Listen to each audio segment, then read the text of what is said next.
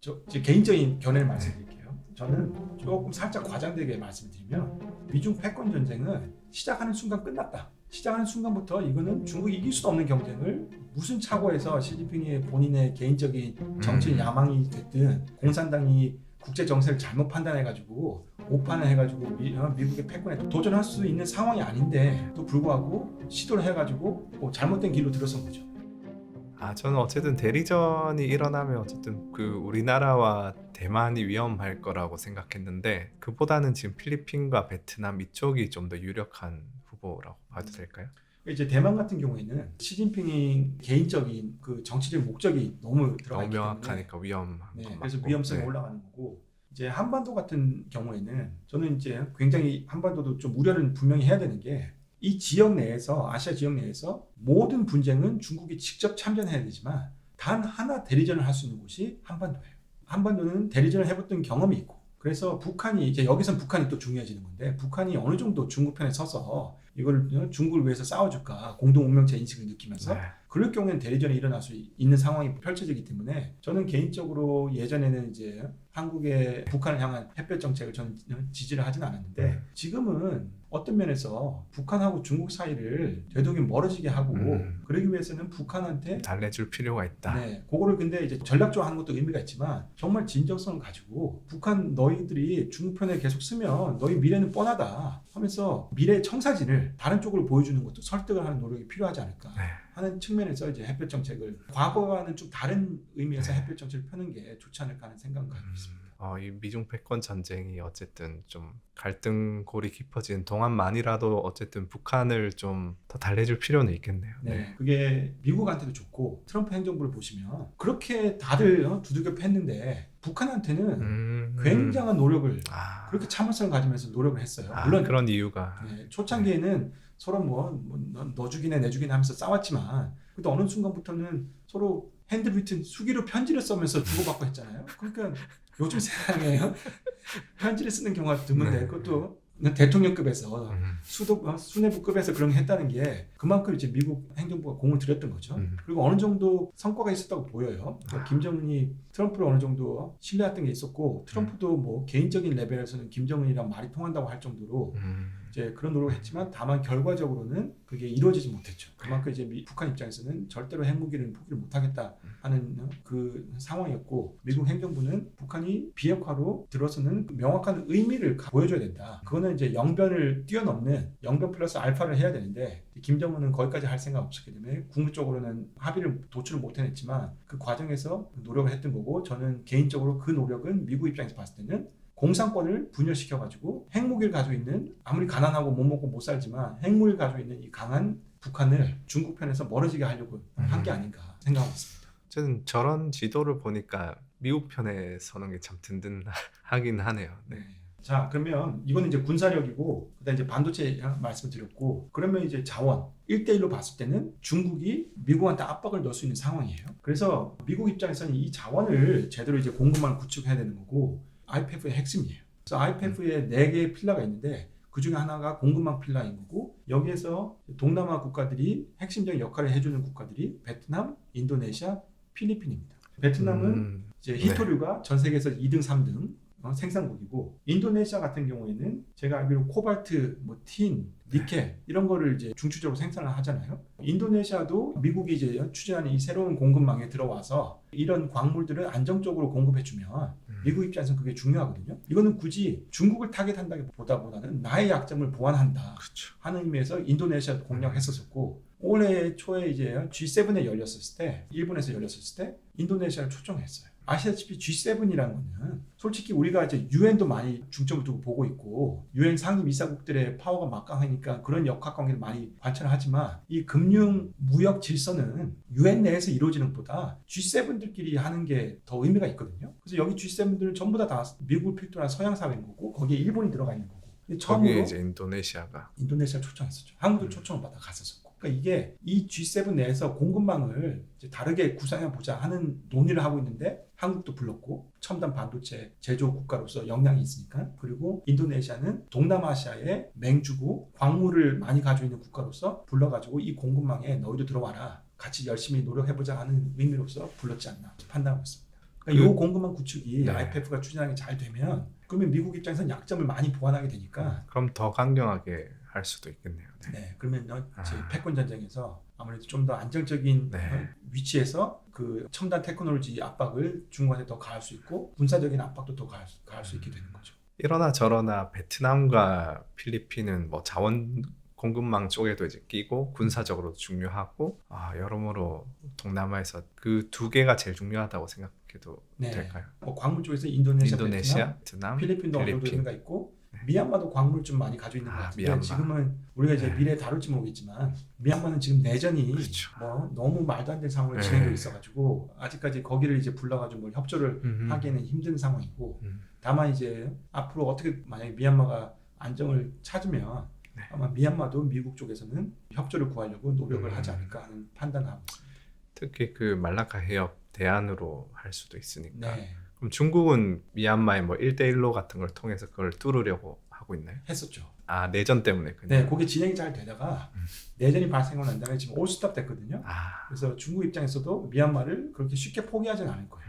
그러면 미얀마가 체제가 안정이 되고 이게 언제 될지 모르겠습니다. 저는 뭐 단기간에 되기는 힘들다고 보는데 네. 만약 그런 이제 체제가 안정되고 협상에 정부가 들어서게 되면 그러면 이제 중국이랑 미국이 미얀마에서 미얀마로. 또 어떤 식으로 영향력을 과세하면서 서로 여기를 이제 끌어가려고 노력을 하겠죠. 그래서 이게 전반적으로 보시면 중국이 개혁 개방에 들어서서 미국이랑 관계 개선을 하고 미국이 구축한 이 세계 질서, 무역 질서에 깊숙이 들어왔고 그게 WTO 가입이라는 걸로 증명이 됐었고 그러면서 새로운 공급망이 구축이 됐고 이 공급망에서 제일 혜택을 받았던 두 국가는 중국하고 미국이었고 근데 이 관계가 틀어짐으로써 미국은 공급망을 새롭게 재편하려는 거고 이 틀어지는 관계 내에서 중국도 자기도 공급망을 새로 재편해야 되는데 그 전에 공급망에서 제일 혜택을 받았던 국가가 중국인데 당연히 이 과정에서 많은 피해를 받을 수밖에 없는 거고 미국도 당연히 피해를 받을 거고 근데 미국이 고려했을 때는 자 그러면 나의 약점은 광물이고 자원인데 이 공급망을 새로 좀 재편해서 안정적으로 공급을 받자. 그리고 중국의 약점은 첨단 반도체고 그리고 첨단 산업이기 때문에 여기에 대해서는 우리가 확실하게 파트너들이랑 협조해가지고 중국한테 압박을 넣겠다. 그래서 이게 디리스킹을 하든 뭐라고 부르든 일단 첨단 산업에서는 중국이랑 무조건 끊고 간다. 그러면 중국은 이거는 본인이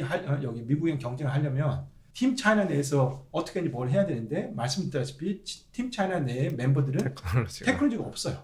이건 중국 혼자서 해야 되는 거예요.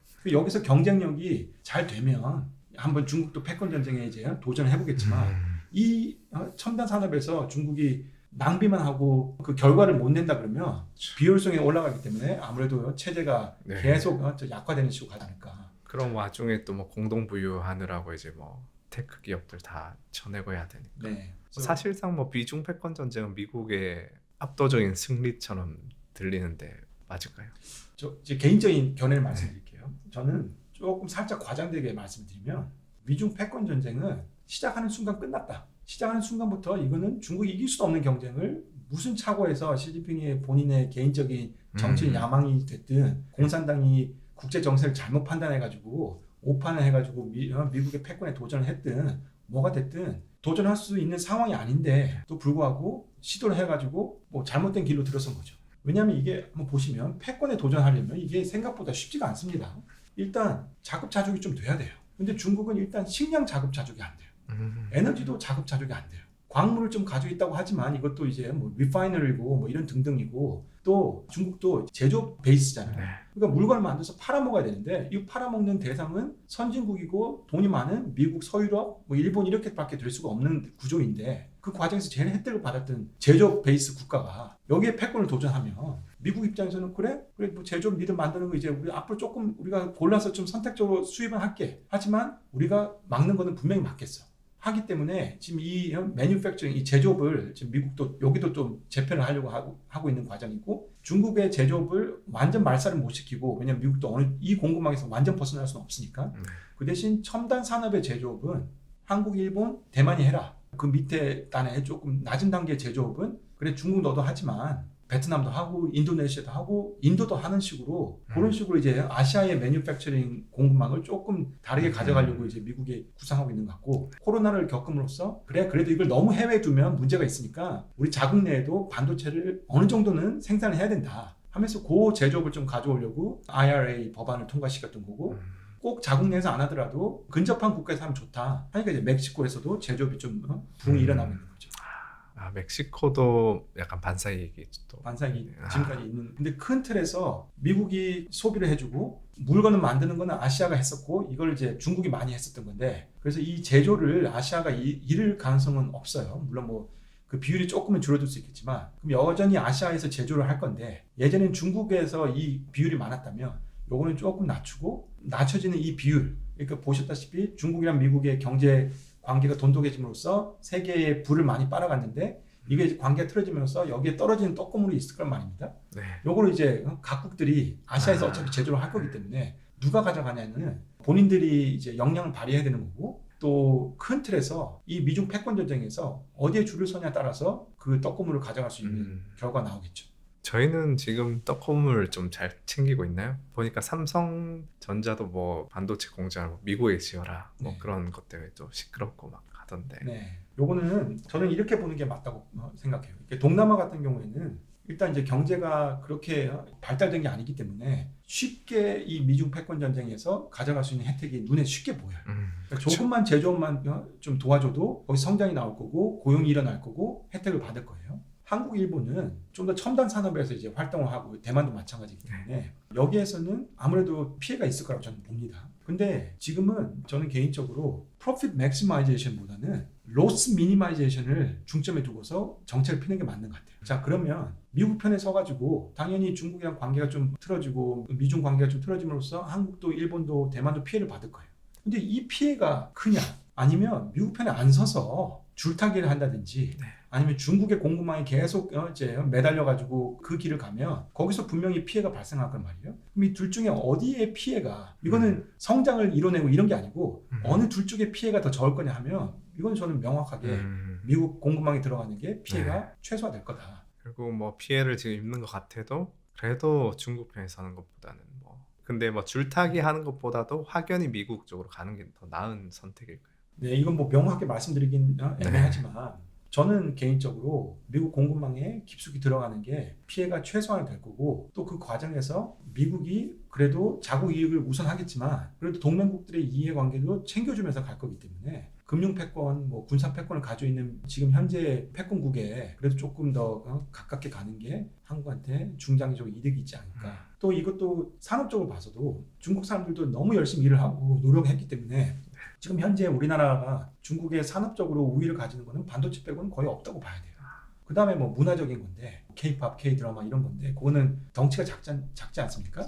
그러니까 다른 면에서는 중국이 너무 잘 따라잡아 왔고, 물론 뭐 불공정한 무역을 해가지고 따라잡았다고 하지만 어쨌든 간에 따라잡았던 거니까. 그렇기 때문에 이대로 갔다가는 반도체도 어느 순간에 추월될 게 추세는 보이고, 그럼 이 순간에 미국이 들어와서 중국의 성장을, 최첨단 산업의 성장을 살짝 눌러주면 그러면 당연히 우리가 다시 네, 우리나라가 거기에 혜택을 받을 수밖에 없지 않을까 하는 생각을 가지고 있습니다. 네. 오늘 논의에서 제 생각에 어쨌든 굉장히 중요한 국가인데 동남아가 아니라서 좀 빠져 있던 게 인도 같은데, 네. 인도 얘기만 살짝 좀 더 해주실 수 있나요? 네. 인도가 참 재밌어요. 예전에 이제 냉전 때도 인도도 그 non-aligned movement라고 해서 미국 편에도 속하지 않고 소련 편에도 속하지 않은 그 제3의 네. 그 지역에서 지도자였었어요. 그렇기 때문에 그거를 이제 좀 이해하시면 인도가 명확하게 어느 편에 서기는 힘들다고 봐야 되는 것 같아요. 다만 굳이 따지자면 인도도 중국보다 미국을 좋아해요. 영토 분쟁이 또 거기도 있거든요. 그때 뭐 방망이질 하고 서로. 네, 요즘 세상에 총 안 쏘고 그냥 방망이도 아니고 그 네. 방망이에다가 막 못을 박아가지고 그쵸. 좀 더 때리면 좀 더 아픈 식으로, 그리고 네. 돌멩이 던지고 네. 그런 식으로 싸웠단 말이에요. 그래서 그런 일도 있었었고, 인도 사람들도 일단 중국이랑 국경을 마주하고 있는 국가들 중에서 그렇게 중국을 좋아하는 국가들이 거의 없어요. 심지어 한족이지만 싫어하는데 그게 홍콩이고 그쵸. 대만인 거고. 네. 그래서 인도 사람들도 중국에 대해서 감정이 좋지는 않습니다. 그래서 굳이 따지자면 절대로 중국 편에 서진 않을 텐데, 그럼에도 불구하고 인도는 강대국이라는 이미지를 가지고 있어요. 본인들도 조금 더 강대국이 되고 싶은 거예요. 그 강대국이라 하면 줄서기를 하면 안 되는 거예요. 독자적인 목소리를 내야 되는 거고. 그러다 보니까 지금 이 상황에서 자, 미국, 중국이 싸울 때 제3의 국가가 어떻게 보면 요거는 기회가 될 수 있는 거죠. 니들끼리 싸워라. 그럼 서로 힘이 빠질 건데, 그럼 나는 옆에서 어부지를 얻을 수 있는 거고, 그때 상황에 따라서 나의 혜택을 챙겨가겠다 하는 게 지금까지는 인도가 취하는 정책이 아닌가. 그래서 인도가 보시면 쿼드라고, 이제 쿼드레터럴 그 협력이 있거든요. 그 미국이 추진한 건데 네. 거기에 들어가 있습니다. 그래서 미국, 인도, 일본, 호주. 일본, 호주는 명확하게 미국 편에 서 있는데 미국이 인도를 땡겨가고 싶은데 그래서 들어오긴 했는데 여기서 인도가 명확하게 협력을 먼저 하지만 깊숙이 들어가진 않는 거고 그와 동시에 인도는 또 중국이 추진하는 SCO라고 샹하이 코오퍼레이션 오거나이제이션 기구가 있는데 거기에 인도가 풀 멤버로 들어가 있어요. 여기는 러시아도 들어가 있고 보통 이제 중앙아시아 국가들이 많이 들어가 있거든요.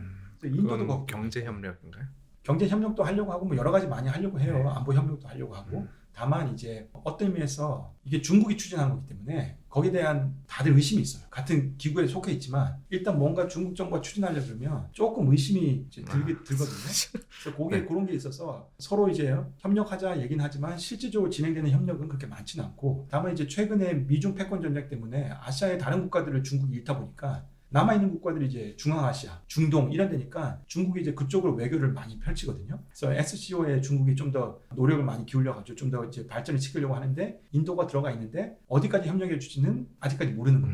그 다음에 이제 또 브릭스라고 최근에 많이 또 대두가 됐었잖아요. 브릭스 들어보셨죠? 네네네. 네, 브릭스에도 인도가 들어가 있죠. 들어가. 네. 네. 그래서 여기는 이제 덩치 있는 개발도상국들끼리 현존하는 미국의 질서를 바라봤었을 때 불공평한 측면이 많이 있죠. 그러니까 자기들은 덩치도 있고 이 불공평한 미국 질서 내에서 다른 좀 더 공평한 질서를 만들어보자 하면서 본인들끼리 이제 짝짝꿍을 하는 게 이제 브릭스인데 여기도 어느 정도 이해관계가 좀 맞아떨어지지만 그렇다고 가치를 공유하는 것도 아니고 그렇다고 대놓고 너의 이익을 위해서 내가 희생하겠어 이런 건 없단 말이에요.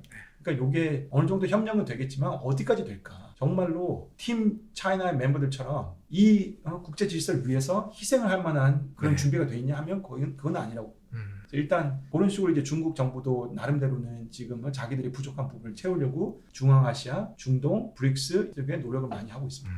인도는 약간 그냥 중간에서 줄타기 하면서 본인도 약간 지역 패권국이 되고 싶다 이런 느낌. 지금은요, 네. 지금 그런 상황이고 동남아시아에서는 이제 인도를 중요시 여기거든요. 물론 지금은 이제 인도에 대해서 많이 관심을 가지지만 동남아시아는 생각보다 훨씬 일찍부터 인도에 대한 관심을 가졌어요. 그게 이제 역사적으로 인도의 노동주의 넘어와가지고 그 미얀마가 됐든 동남아시아 다른 국가가 됐든 인도에 이제 인도계들이 동남아에 이제 많이 있었거든요. 그러다 보니까 인도에 대해서 이해를 해야 된다. 언젠가 미래에는 먼 미래가 됐든 가까운 미래가 됐든 인도에서 성장이 나올 거고 그러면 그 전에 미리 남들보다 한 발짝 앞서서 이해를 하고 거기에 투자를 하고 해야 되는 게 동남아에서는 이미 그런 사고가 있었던 거죠. 그래서 인도가 중요하고 동남아에서는 인도를 끌어들이려고 하는데 인도가 항상 저희가 어떤 얘기를 하냐면 항상 포텐셜을 이루지 못하는 국가라고 얘기해요. 그러니까 항상 그 포텐셜은 잠재력은 잠재력이 큰데 너무 있다고 다들 인정했지만 항상 이루어진 적은 없어.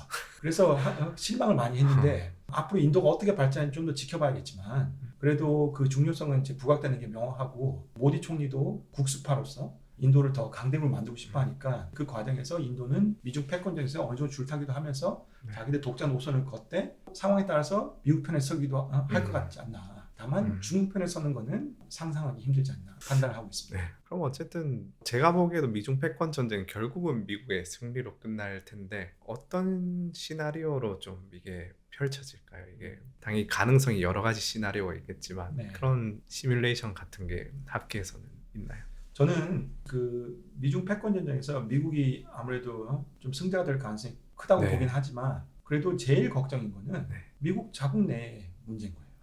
그러니까 미국이 예를 들어서 트럼프처럼 자국 우선으로만 쭉 가버리면 이거는 팀 USA를 와해하는 그러니까 상대방이 잘해서 내가 지는 게 아니고 본인이 알아가지고 똥꼬를 차고 본인 팀 멤버를 죽여버리는 네. 행동을 할 수 있기 때문에 네, 뭐 주한미군 철수하려고 했다고 그 뭐 내부자 증언이 네, 있었다더라고요. 그러니까 트럼프가 그 정도 이제 고민을 할 수 있는 사람이 아니었기 때문에 다만 여기에서도 우리가 중국은 좀 배워야 될 게 있어요. 왜냐하면 트럼프는 모든 국가들하고 쌍박질 했어요. 북한 빼고. 근데 그러니까 뭐 일본에도 압박을 넣고 한국도 압박 넣고 뭐 아시아에도 다른 국가도 압박 넣고 유럽도 압박을 넣고 했지만 그럼에도 불구하고 아시아에서 트럼프 행정부 외교를 지지했던 이유가 단 하나입니다. 중국이랑 싸워줘가지고. 네. 그전에는 미국 행정부가 중국이랑 싸우지 않았기 때문에 아시아 국가들이 불만이 있어도 함부로 얘기를 못했는데 트럼프 때는 우리한테도 막 하지만 중국한테 막 하는 그것 때문에 트럼프의 외교를 지지해줬거든요. 물론 이제 제일 좋은 거는 우리한테는 살갑게 대해주고 중국한테 압박 넣는 걸 그걸 원했기 때문에 바이든 행정부의 외교를 아시아에서는 더 좋아하지만 트럼프로 만약에 다음에 이제 돌아갔다 그러면 만약에 트럼프 2기 때 1기처럼 정책을 편다 그러면 좀 여러 가지 고민이 생길 수밖에 없는 것 같아요. 자국 이득 일변도로 가는 미국이 여기에 우리가 개인적인 희생을 해가면서까지 패권 전쟁에 들어가야 되나 하는 고민을 많이 하게 될 거고 그렇기 때문에 이 패권 전쟁에서 미국이 진다 하는 거면 본인이 똥볼을 차서 지는 방법이 제일 크지 그 외에는 저는 좀 그렇죠. 상상하기 힘들고 전 트럼프가 어쨌든 트럼프가 개인으로서 나름 굉장히 어떤 정치적인 판단이나 이런 게 좀 기민한 사람인데 트럼프 지지층의 어떤 마음을 약간 그 러스트 벨트와 그 무너진 미국도 양극화가 너무 심하니까 네. 그 사람들을 충족시키는 게 본인의 정치적인 그거다 보니까 또 오히려 더 그런 쇼맨십을 더 하게 되고 이런 게 아닐까 또 싶기도 하고. 그럴 수도 있고 만약에 그런 거면 트럼프가 이제 전략가로서 나쁘진 않은 정치인이 되는 거죠. 저도 다른 건 모르겠지만 일단 트럼프가 이 정치적인 냄새를 맡는 건 탁월하다고 생각해요. 이건 뭐 배워서가 아닌 거 한 게 아니고 본인이 성장 배경 뭐 사업가로서 했던 일 TV에 나와가지고 그 셀럽이라 쇼를 하는 것도 그게 다 정치적인 냄새를 맡는 거거든요. 그렇죠. 그래서 대통령까지 됐어요. 그 다음은 이제 국내 정치에서 잘하는 정치인이랑 패권 국가를 이끌어가면서 국제 정세를 전반적으로 살피면서 진행하는 건 또 별개의 문제인데 그 상황에서는 트럼프 행정부가 좀 문제가 있지 않았나. 그리고 여기에는 저는 개인적으로 제가 그 자리에 가본 적도 없기 때문에 명확한 판단을 내릴 수는 없지만 저는 항상 좀 의아하게 생겼던 게 트럼프랑 일을 같이 했던 모든 관료들은 자리에서 물러나서 트럼프에 대해서 어마어마한 비판을 해요. 존 볼튼도 그랬었고 그때 당시에 이제 제임스 매티스라고 국방장관 했던 분도 그렇고 트럼프에 대한 개인적인 판단이 다들 좋지가 않습니다. 그러니까 트럼프랑 일을 해봤던 사람들은 우리는 이제 일반 사람들 입장에서 이런지 아니까 저럴까 하니까 얘기를 하고 좋은 판단을 내리고 다른 해석도 내리지만 거기서 일을 했던 분들은 전부 다 나쁜 판단을 내려요. 그러니까 그만큼 개인적인 레벨에서 트럼프의 역량이 그 성격적으로도 결함이 많고 지도자가 되기에는 좀 부족한 부분이 많지 않았나 그런 식으로 이제 생각을 하고 있거든요. 다만 사람들이 다 배우고 또 발전할 수 있으니까 만약에 트럼프가 재집권하면 좀 더 나아지. 그러면 좋겠는데 이제 그게 아닐 경우에 이제 문제가 생길 수 있다는 거죠. 근데 바이든도 요새 뭐 치맥기 좀 있다 하고 좀 자꾸 넘어지고 해서 이 재선이 가능할지 애매한 상황이죠. 네. 지금 봐서는 뭐 재선 도전에 실패하지 않을까 하는 생각이 많이 있지 않나요? 그래서 여론조사도 지금은 뒤지고 있고 월가드님께서 말씀하셨듯이 누가 봐도 살짝 그런 것들이 우려가 될 수밖에 없어요. 그래서 민주당 내에서도 우려가 되니까 미셸 오바마가 이제 이름이 나오고 하는 것들이 거기에 있는 것 같고 저는 개인적으로 바이든 행정부를 그냥 오바마 행정부의 지속이라고 봅니다. 왜냐하면 이제 민주당 내에서는 클린턴 파벌하고 오바마 파벌이 있었어요. 클린턴 파벌이 이제 빌 클린턴 그 다음에 이제 와이프 클린턴이 좀 먹으려고 했었고 힐러리가 그 다음에 여기서 이제 오바마가 이겼기 때문에 그 오바마가 민주당 내에서 권력을 쥐고서 한번 했었었고 그 다음에 대타로 내보낸 게 바이든이라고 봐요. 부통령이었기도 했고. 부통령이기도 했고 저는 개인적으로 오바마가 바이든이 얼마나 약한 지도자가 될 거라는 걸 알고 있었다고 생각해요. 그렇기 때문에 본인들이 뒤에서 컨트롤하기에는 사실 오바마 계열이 다 권력을 쥐고 있는. 그래서 바이든 행정부가 지속되는 걸 오바마가 원할 텐데 이게 잘 안 된다고 판단을 하면 오바마 측에서 대타가 나올 거예요. 그게 좀 최근에 지금 미셸 오바마 얘기가 나왔던 것도 그게 좀 있지 않나. 미셸 오바마는 좀 약하지 않나요? 근데 이제 이렇게 보시면 될 것 같아요. 이제 선거 싸움은 어떤 경우에는 이제 세를 확장하는 게 또 중요하기도 하고 어떤 경우에는 세 확장이 제약적이면 기존에 가지고 있는 세를 뭉칩시키는 게 또 중요하거든요. 자 그러면 공화당을 보시면 트럼프가 처음에는 이제 여론몰이를 좀 했어요. 인기몰이도 했고 근데 그 과정에서 공화당 내에서 분열이 너무너무 심하게 일어났어요. 그러니까 전통 공화당 지지자들은 트럼프를 지지하지 않아요. 또 이 열성 트럼프 팬들은 또 전통 공화당을 되게 싫어해요. 그러니까 이번 하원 의장도 축출하고 초유의 사태가. 그래서 트럼프가 만약에 대통령 공화당 후보자가 되면 예전에는 반민주당 세력들이 공화당을 결집시켜가지고 공화당 사람들이 어떤 후보라도 지지를 했다면 지금은 그만큼 반 바이든의 공화당 세력이 있을까 하면 좀 의문이 있어요. 그러면 공화당이 트럼프 내에서 본인들의 지지 세력을 결집시킬 수 있을까? 하면 그거는 좀 생각해 볼 필요가 있는 것 같고 자 그러면 민주당은 어떠냐? 물론 예전에 클린턴이랑 오바마랑 많이 싸웠지만 지금의 공화당 내에서 있는 친 트럼프, 반 트럼프 그 분열보다는 민주당 내의 분열은 그렇게 심하진 않거든요. 그리고 또 오바마라는 이미지에 대해서 민주당 세력들은 좋은 인상 가지고 있기 때문에 만약에 이게 직접적으로 등판을 하든 아니면 뭐 뒤에서 등을 하든 민주당의 세력 결집을 할 수 있을 가능성이 높거든요. 자, 그렇게 되면 실제로 투표를 하면 네. 그게 어떻게 될까 하는 거는 또 별개의 문제로. 오바마가 참 엄청나게 똑똑한 사람인 것 같아요. 바이든이 잘 못할 거 알고 지금 좀 조용하게 있는 부분도 있겠죠. 네, 저는 계속. 네. 네, 개인적으로 민주당 내에서 일어나는 일들은 대부분 다 오바마 다 쪽에서 오바마가, 컨트롤하고 있지 않나 하는 생각을 하고 있습니다. 어쨌든 미중 패권 전쟁이 미국이 압도적으로 유리하지만 자국 문제 그리고 아무래도 이게 민주주의 국가 장점도 많지만 단점은 계속 재선되려고 신경 써야 되다 보니까 무역 전쟁도 어쨌든 무역 전쟁 하다가도 이것 때문에 경제 나빠지면 재선이 안 되니까 네. 또 잠시 멈췄다가 이 약간 지속성 네. 문제가 있어서 미국의 약점이 될 수 있다. 네. 그렇죠. 그게 이제 약점이 네. 될 수가 있고 독재 체제, 시장, 사회를 다 컨트롤할 수 있는 체제는 비용을 좀 분담을 시킬 수 있으니까 네. 그런 의미에서 좀 장점일 수도 있겠지만 이게 또 중장기적으로 보면 내부적으로 치열하게 다툼이 있음으로써 정권 교체가 있음으로써 본인들의 문제를 해결하는 경우도 있고 네. 아니면 최소한 이제 그 문제가 굉장히 심각하게 발달되는 것까지 막을 경우가 많고 요걸 이제 비용을 분담시킨다는 얘기는 예를 들어서 이 잡초가 자랐는데 잡초를 뽑아내서 없애는 게 맞는데 잡초가 이 꽃피는 나무까지 가도록 넘겨주는 상황이 되잖아요. 그렇죠. 그러다 보면 이거는 중장기적으로 효율성이 떨어질 수밖에 없는 시스템이 만들어지기 때문에 네. 단기적으로는 좋을지 몰라도 또 중장기적으로는 또 그렇지 않을 수도 있다 하는 것도 고려해봐야 되는 거고 미중 패권 전쟁이 지금은 말씀드렸다시피 불평등 조약을 중국이 거절했기 때문에 네. 체제 경쟁을 해야 되는 거고 이 체제 경쟁은 효율성의 경쟁인 거고 다만 처음에 이제 예전에 구소련 냉전 때랑 다르게 시작부터 서로가 서로한테 피해를 줄 수 있는 게 너무 많아요. 근데 이 과정에서 이제 누가 더 피해를 잘 견디면서 누가 더 새로운 공급망을 구축하면서 누가 더 상대방한테 압박을 넣고 피해를 주냐 하는 이 게임이기 때문에 이거는 좀 더 지켜봐야 될 것 같습니다. 완전히 마이너스 썸 게임. 그래서 앞으로 한 10년 정도 저는 약간 세계 경제랑 다 힘들지 않을까. 다 그냥 좀뭐 이제까지 너무 빚내면서 뭐 살아온 부채 문제도 이제 있지만 뭐 지금 미중 패권 전쟁 자체도 사실 좀 소모적인 게 될 것 같아서 10년 동안 개인 레벨에서도 좀 조심조심 살아야겠죠. 저도 너무 공감하는 부분이고 다만 그렇다고 해가지고 성장이 안 나오냐 하면 또 성장이 나오는 또 지역들은 분명히 있을 거란 말이에요. 그쵸, 그래서 우리가 이제 중국, 미국이 이제 서로 짝짝꿍하면서 잘 지낼 때에는 그리고 또 그때는 유동성도 많이 풍부하게 공급하면서 어떻게든지 유동성 파티도 하고 부를 막 뭐 이게 네. 허상이라고 좀 볼 수도 있는데 그래도 그런 이제 버블을 키우면서 돈벌이를 많이 해서 어떻게든지 프로핏 맥시마이제이션의 목표를 뒀다면 지금은 좀 전에 말씀드렸다시피 저는 로스 미니마이제이션을 포커스를 두면서 되도록이면 좀 안정적으로 안전 마진을 확보하면서 투자를 하든 경제 활동을 하든 하는 게 좋지 않을까. 그래서 욕심을 좀 살짝 내려놓고 리스크 관리를 하면서 실력 쌓고 이런 식이다. 그런 게 좀 좋지 않을까. 개인적인 생각이 있습니다. 100% 공감합니다.